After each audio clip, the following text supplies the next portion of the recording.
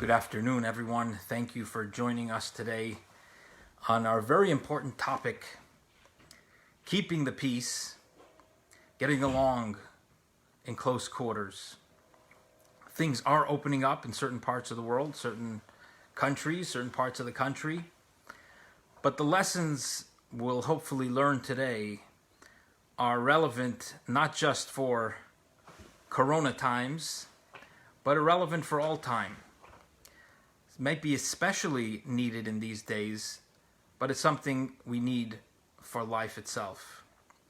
So first off, recognizing that our homes really are mini temples, an idea that's been brought home very strongly in these past few months, where we haven't spent much time in the big temple. As Jews, we haven't spent time in the big temple in Jerusalem for thousands of years, but even our miniature temples, our synagogues, our Batei Knesset have been closed for a long time, bringing home the idea that the real temple, the real synagogue, the action is really happening in our own homes. That's really where Judaism happens. That's really where life happens. So the idea that our homes can be a holy place, can be a holy space, and should be a holy space, is an idea that we need to really embrace. The Talmud talks about the divine presence, the very Shekhinah, resting in a home, which is a very bold idea. You think of the Shekhinah, the divine presence, resting in a holy place at the Temple Mount or at the Western Wall, or even in a synagogue. But in our own homes, the divine presence should rest. We don't naturally think that way. But yet, that's the truth. The Shekhinah rests in our homes if we do the home right, if we keep the peace. Conversely, the Talmud says that the more peace we have in the home, the more welcoming it is for the Shekhinah, the more welcoming it is for the divine presence to be present in our homes. So it's not just about how do we get along so that we get along. Hello, Mary. Hello, Leah. Welcome. It's not just about how do we get along so we have an easier life, but more, how do we make our home a holy place? And a big part of that is getting along with the people in our homes. Now, some of us live alone, and that's a unique challenge in today's day and age. I hope this will be relevant for everyone, because the idea that we'll talk about today is relevant not only if you have people in your immediate proximity. We live in a global village, and especially with social media and technology in general, you're able to be in the presence of others, in people's minds and people's heads, even without being in their physical proximity. So first, two disclaimers. Number one, the topic we're addressing today could be extremely serious in certain situations, where, God forbid, there's some kind of abuse, verbal abuse or physical abuse. In that case, what we will address today is not going to address that. That requires professional help. That requires reaching out to a rabbi, to a professional, or even to a close friend to talk to about what you're going through. What we'll discuss today will cover the normal, let us say, quote unquote, normal interactions that sometimes can become difficult, but not anything extreme that requires a professional intervention. That's number one. And the second is, again, that what we'll talk about today is, you hope you will be able to relate to it as not only with the people in your home, but in people in general. And today we're seeing, because of all of the anxiety, because of all of the high stakes that this situation has created, you're seeing very strong opinions. I mean, we are opinionated in general. The political debate in this country, in the U.S., and probably in other parts of the world as well, is so intense in general. Everybody's got their political party that they affiliate with, their team that is always right, and the other team that's always wrong, and we can't seem to find common ground often enough. And in times of crisis like these tensions become even stronger. So hopefully what we'll talk about today can help us keep the peace with those in our homes, but also those in other homes who have different views than us, particularly about what's going on today. So the first thing, my first suggestion of how to keep the peace in the home is keeping the peace within oneself. In other words, when you're not at peace with yourself, it's going to be much, much harder to find peace with others.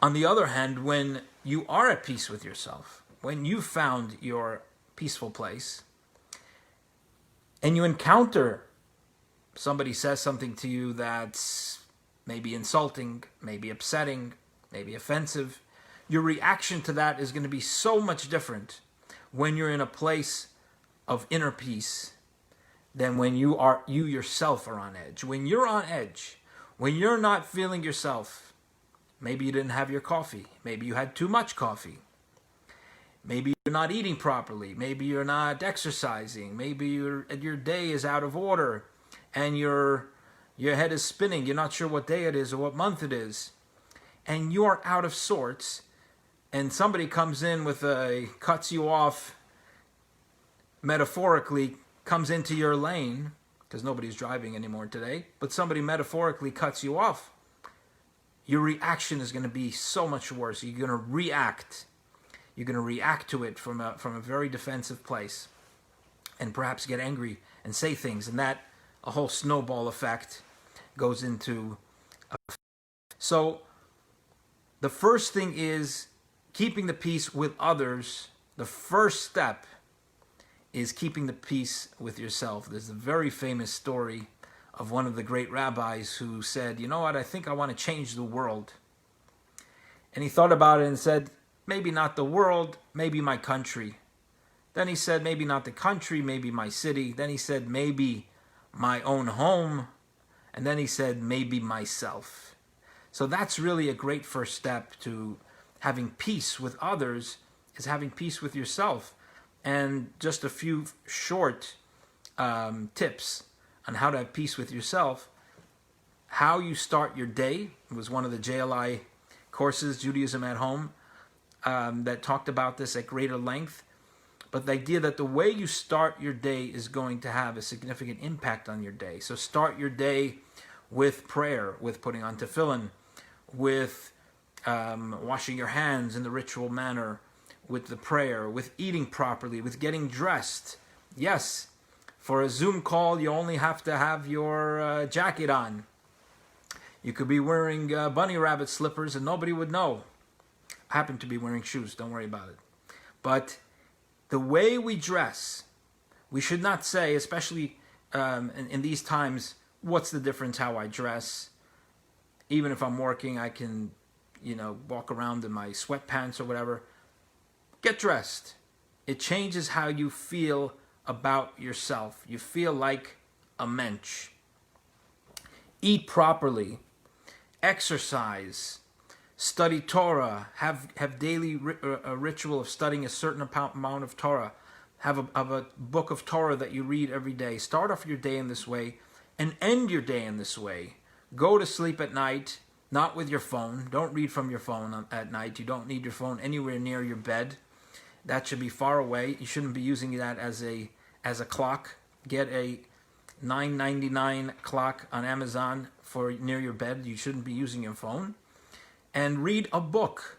Read a book before you go to sleep. A book that inspires you. A book that reminds you of your greater self. The self that you aspire to be.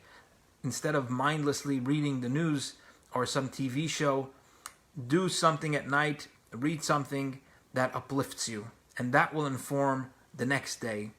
As the old Hasidic tale, you can't wake up like a lion if you go to sleep like a ferd. if you go to sleep like a horse. So go to sleep like a lion, like a mensch, wake up like a mensch, and this will impact your being at peace with yourself. You will be in order, not out of sorts, with the first step in keeping the peace with others. The second thing, how do you actually keep the peace with others? This is a very broad topic, and we're going to keep it short. So I'm just going to give one aspect of it, which is the idea of not judging. God created each of us differently. There's a famous Talmudic teaching that of the beauty and brilliance of what God did, that He created us all, that we look differently. It's an amazing, amazing thing. And not only do we look different, but we think differently. Ein deotehem shavot. That is the nature of things. But naturally, each person thinks that the way they think, out of all the billions of people in the world, somehow we are convinced that we are the ones who got it right, and the other people got it wrong. That's human nature. Human nature is to believe that the way I see things is correct, and the way somebody else sees things is incorrect.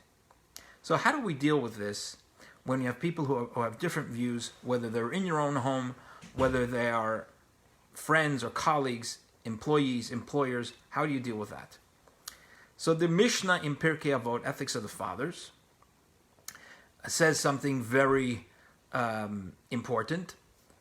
Three things about this idea of not judging. The first thing that it says is in chapter 1, where it's addressing judges and tells judges, Havamitunim badin. You should be patient in judgment. You should be deliberate in judgment, which means that the judge should not say, oh, I know this case already. I just had it last Thursday.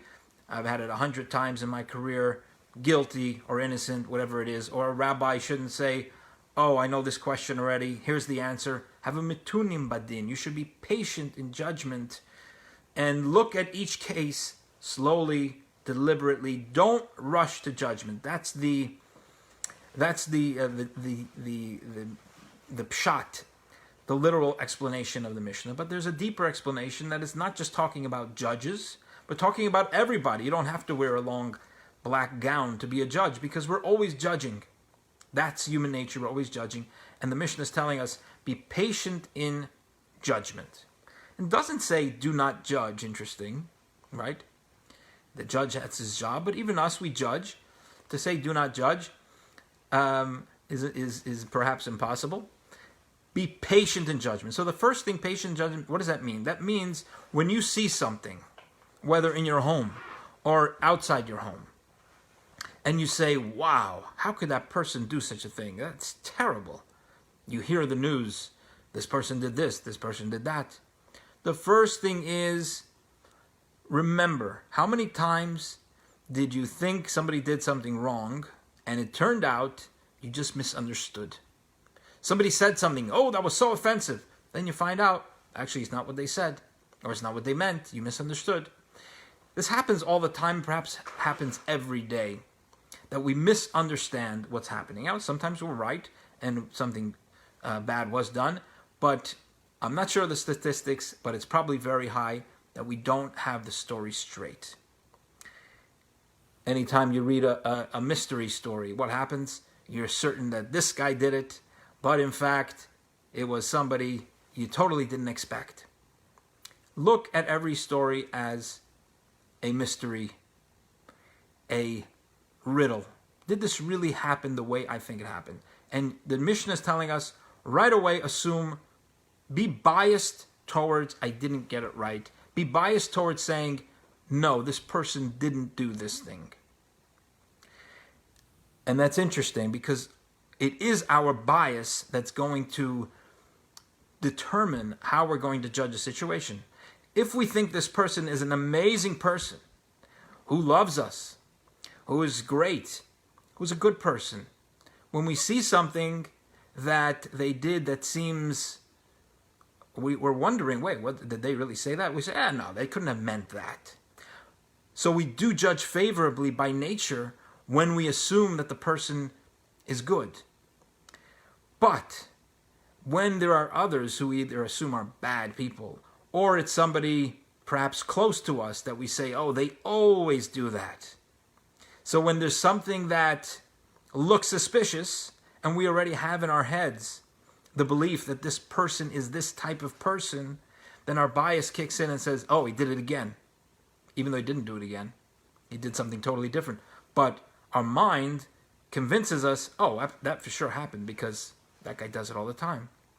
And our brain, the blink philosophy is we don't think too much. We make decisions in the blink of an eye. And we assume, yep, he did something wrong. So the first thing is, when you find yourself judging, the first lesson of the Mishnah is, Havu mitunim badin. Be patient in judgment.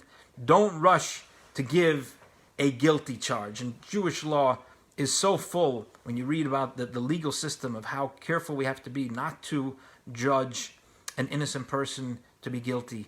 So this is not just in the court, but in our own lives. There's so many stories about a situation that looked like the person was so guilty, and it turned out, when you read behind the scenes, that actually the person was doing a great mitzvah, and so on and so forth. So that's the first thing. Have a mituna badin, be patient in judgment. Do not rush for a guilty charge. The second thing is, let's say you did your homework, and not always should you. Some things are not our business, and we shouldn't be looking into it, whether the person committed a crime or not. But let's say it is our business. It's something that involves us, and we need to know about it. So we do our research. We find out, yes, the person did do such and such, which is wrong. For the sake of argument, we'll say, you're right. You're right. The person did something wrong. Now, how do we look at it? How do we look at the person now? Do we now say this person is evil because they did this and this?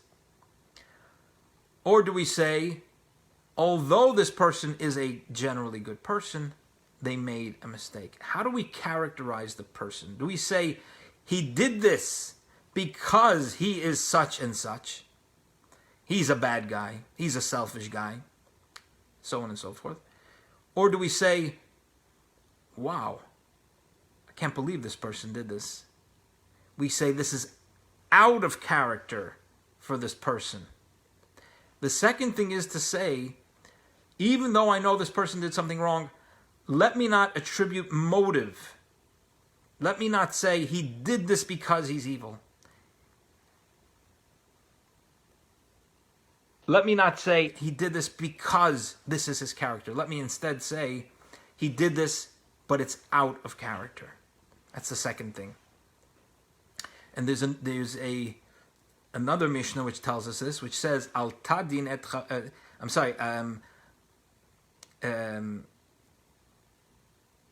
tadin et chavercha lekaf sechus.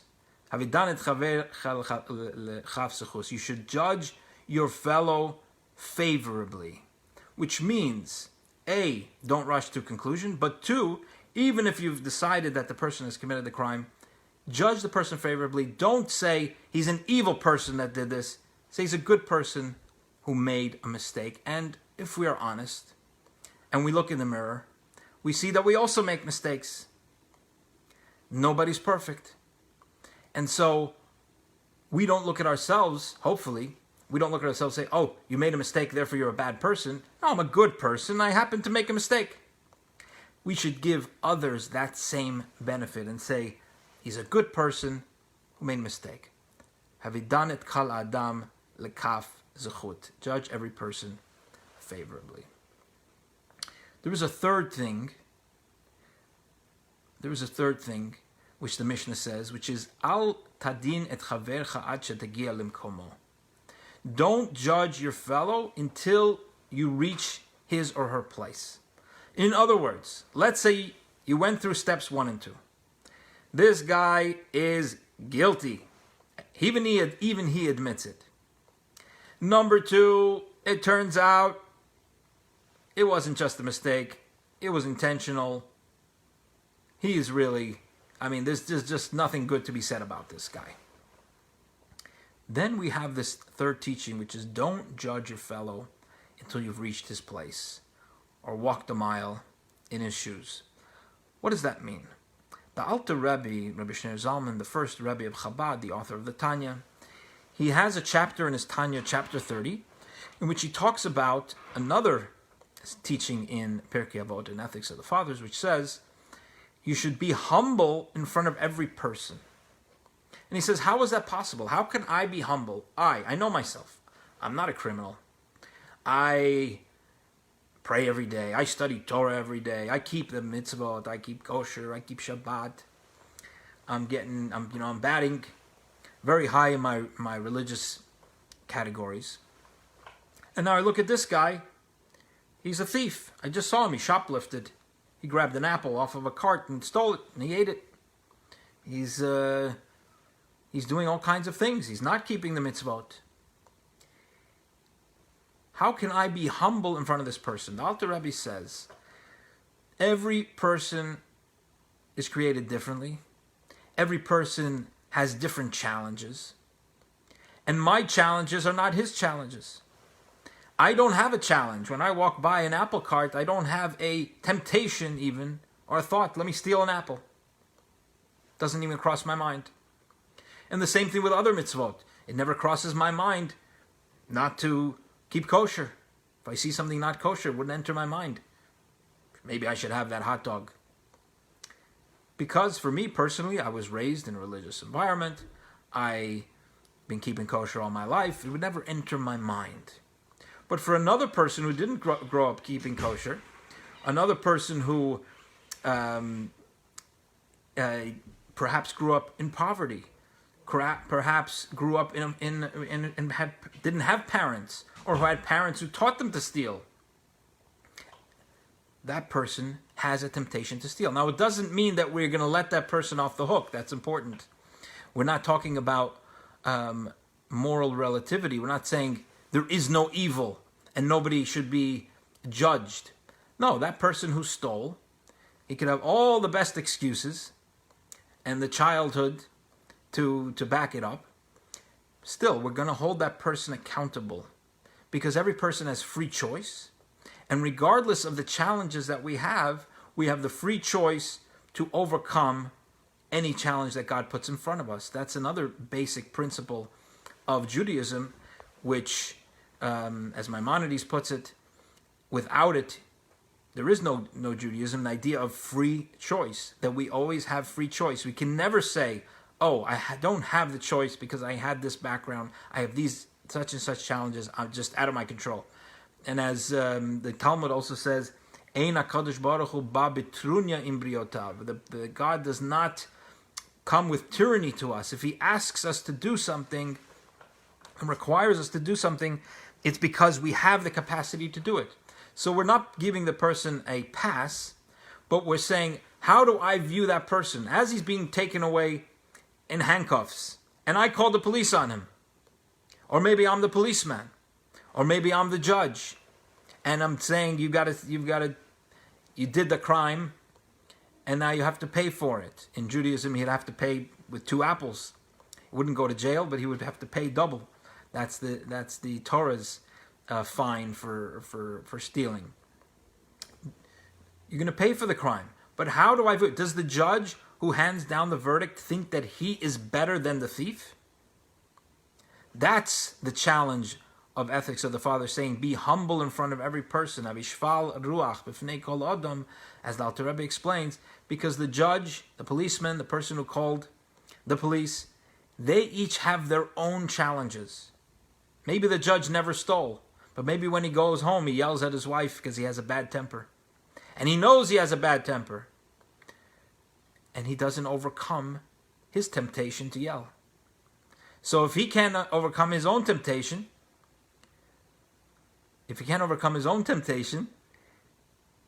why is he judging the kid who stole the apple who didn't overcome his temptation? We each have our challenges.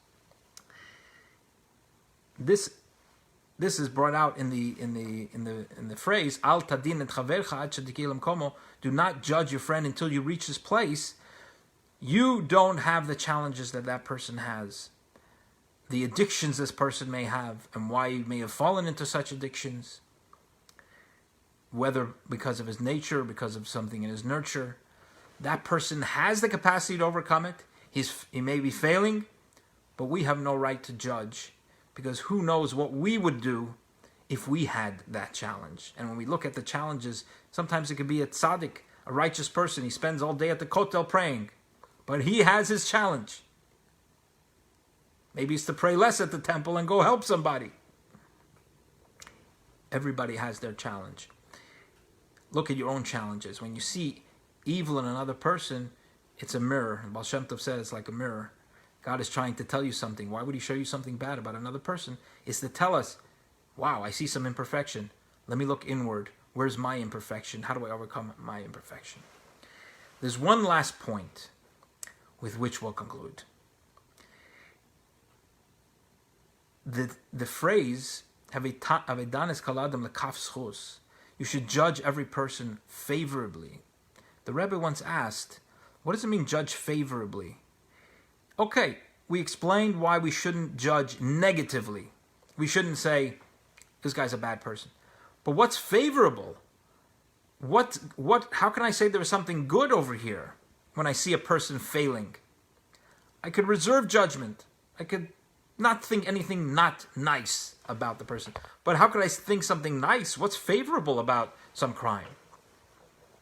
The Rebbe explained it very beautifully, and he said, the fact that this person has a challenge that I don't have, even if he's failing, there's something I can derive from that, which is this person has the capacity, has the strength to be able to overcome this incredible challenge that I can't even imagine how hard that is. I don't have that challenge. Why don't I have that challenge? Because I don't have the strength to overcome it. Therefore, God doesn't give me that challenge. But if somebody has a challenge which seems so insurmountable, Torah says, God says, that person has the ability to overcome it. And so when we look at that person, we can actually look favorably, even if we see them failing. Why? Because, wow, this person, instead of looking at them and saying, oi, look how horrible this person is, look at the horrible state that they're in, saying, wow, this person has the ability to overcome a challenge that I can't even imagine having. This person has the capacity to overcome it. This person has greater strength than I have. And by looking at others in this way, we not only give ourselves better health, because when we judge, there's all kinds of things going on in the brain. There's all kinds of toxicity in the brain and in the heart. You can speak to your doctor. I'm sure he can confirm that if you don't judge, you're going to be healthier. Your heart is going to be healthier. Your brain is going to be healthier. Your whole body is going to be healthier. So not only are you having benefit for yourself when you withhold judgment, when you don't say, these people, the reason why they believe that, or this political party is because they're reckless, and therefore they're doing this and that. And these people are saying this because they want to control people. Stop. You don't have to attribute any motives. You can agree to disagree. It's possible that people have different views on what the best thing is to do, and everybody has their biases. And it may be true they have their biases of why they've come to that conclusion, but we also have our biases for why we came to our conclusion. Each one is so convinced that they are the righteous ones. Let's stop doing that. We disagree passionately, but there's no reason for me to say this person is X because he has such and such a view, such and such an opinion. That's healthier, much healthier for us as a society to stop saying those people, that team, they are evil. It's so unhealthy, and it's just not true. It's really not true. But there's one other thing, which is when we view another person positively, we enable them to experience their goodness. When we look at a child, for example, and we say, why are you always doing that? What are we telling the kid? We're telling the kid, he's always doing that. So we're convincing him to continue doing it. We're telling him, you're the type of person who does that. That's a terrible thing to say. But when you view the child or the individual as essentially good, and you sometimes do have to criticize, especially a child. That's the way we educate. But you do it in a way that you view the child as essentially good, as the other is essentially good, and what they did as out of character. And you gently nudge them towards doing the right thing, never saying, you always do that. Then what happens? We bring out from them, we elicit that potential that they have to do better. So there's two ways that we can go when we look at others. We can either cause ourselves heartache with judgment and further entrench the idea that this person is no good. And if those people are close to us, we can cause damage that becomes their way of thinking about themselves. Or we can flip it around. We can say, we disagree. We can say, you made a mistake, but I don't judge you for it. It's out of character. You should fix it. But you're a good person. You're essentially good. And for those who are really struggling, to look at them and say to yourself, and that will come across, the way you think, your mind, the mind has power over how it's going to communicate in your body language, in your words, to say, I respect you. I think you're amazing.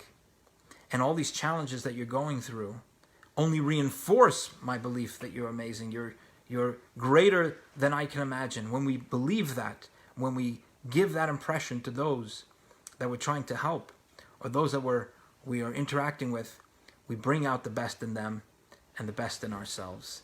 So good luck. If that doesn't work, you could always pray.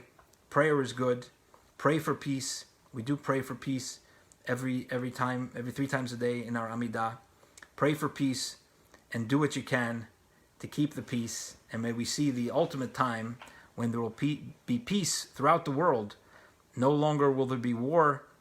In the time that should be very soon, the coming of Mashiach speedily. Amen.